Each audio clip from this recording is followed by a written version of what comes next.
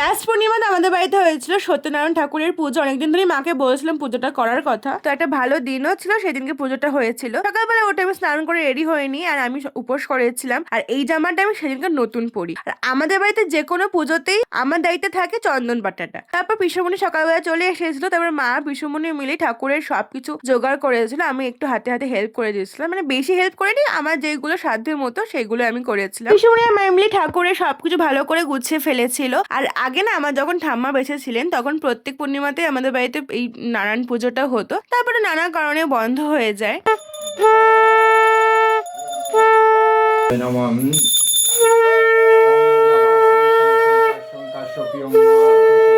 আর আমার না ধুনোর গন্ধটা বেশ লাগে, মানে অতিরিক্ত ভালো লাগে না, অল্প অল্প ভালো লাগে। তারপর পুজোটা হলো, আমরা অঞ্জলি দিলাম, তারপর আরতি হলো, তারপর ঘরে শিব ঠাকুরের মাথায় জল ঢালাম। আর পুজো শেষ হওয়ার পর আমি আর মা পাড়ার সবার বাড়িতে প্রসাদ দিতে গেছিলাম। আর রিজোদের বাড়িতে গিয়ে দেখি ও মাকে পুজো করছে। তারপর বিকেলবেলা পড়াতে গেছিলাম, আর সন্ধ্যেবেলা প্রিমি আর পিকুকে আমি আসতে বলেছিলাম, ওরা এসেছিল, এসে প্রসাদ খেলো। আর প্রিমি নিজের মুখ ক্যামেরাতে কিছুতেই দেখাবে না, মানে এত লাজুক একটা ব্যক্তি। আর এখানে তিনজন মিলে কিছুক্ষণ স্টোন পেপার সিজার খেললাম। আর এখানে বলা হয়েছিল যে হারবে তাকে খাওয়াতে হবে, আর আমি হেরেছি, আমাকে এখন ওদেরকে খাওয়াতে হবে। সে যাই হোক, তো সারা দিনটা বেশ ভালোভাবে কাটিয়েছে। তো আজকের মতো এইটুকুনি, বাই।